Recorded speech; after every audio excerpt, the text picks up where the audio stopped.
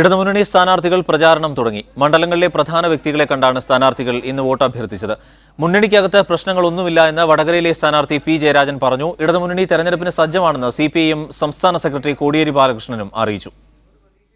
Kozhikode north മണ്ഡലത്തിലെ home of ലവിലെത്തി വോട്ടഭ്യർത്ഥിച്ചുകൊണ്ടായിരുന്നു Pradeep കുമാറിന്റെ തുടക്കം. തികഞ്ഞ വിജയപ്രതീക്ഷയിലാണ് സ്ഥാനാർത്ഥി. അസംബ്ലി ഇലക്ഷനിൽ LDF ഈ മണ്ഡലത്തിൽ 92,000 വോട്ടിൻ്റെ ഭൂരിപക്ഷമുണ്ട്. പിന്നീട് നമ്മുടെ ലോക് താന്ത്രിക് ജനതാദൾ അതുപോലെ INL പോലുള്ള പാർട്ടികൾ LDFനോടൊപ്പം വന്നിട്ടുണ്ട്. അതതിൻ്റെ ബഹുജന അടിത്തറ കുറെ കൂടെ വിവരപ്പെടുത്താനും സഹായിച്ചിട്ടുണ്ട്.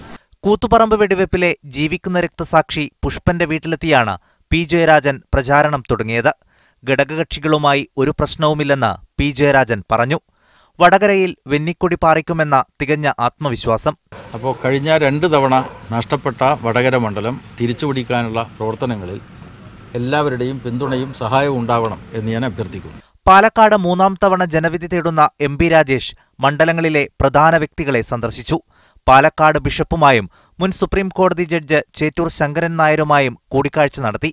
മണ്ഡലത്തിൽ ത്രികോണ മത്സരമില്ലെന്ന് രാജേഷ്. ഇവിടെ LDFും UDFും തമ്മിൽ തന്നെയാണ് മത്സരം. ത്രികോണ മത്സരത്തിന്റെ ഒരു സാധ്യതയില്ല.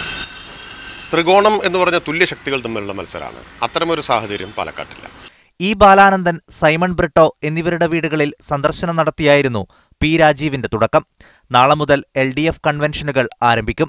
ഇടതുമുന്നണി തെരഞ്ഞെടുപ്പിന് സന്നദ്ധമാണെന്നും മറ്റു 2 മുന്നണികളിലും ആഭ്യന്തര തർക്കമാണെന്നും CPM സംസ്ഥാന സെക്രട്ടറി കോടിയേരി ബാലകൃഷ്ണൻ പറഞ്ഞു. ഏതായാലും ഇലക്ഷൻ ഏത് തീയതിയായാലും കേരളത്തിലെ LDF അതിന് സജ്ജമാണ്.